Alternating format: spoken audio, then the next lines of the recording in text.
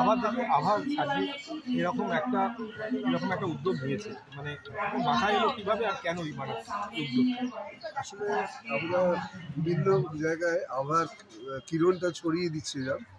একটা দিক যেমন ছিল সন্তান হেল্প করার জন্য, আরেকটা দিক এই যে সমাজের যারা নিম্ন স্তরের মানুষ তাদের মধ্যে মাসিকের যে ইম্পর্টেন্সটা বা সেটা যা দৈনন্দিন সমস্যা বা নর্মালসি সেটা সম্বন্ধে ওয়াকিবহাল করে দেওয়া, এবং যাতে তারা এই নিয়ে কোনো বিপদে না পড়ে এবং যাতে তাদের ভবিষ্যতে তাদের কোনো ইনফেকশাস ডিজিজের না সংক্রামিত হয়, সেই জন্য মেনস্ট্রুয়াল হাইজিন সম্বন্ধে তাদের ওয়াকিবহাল করা।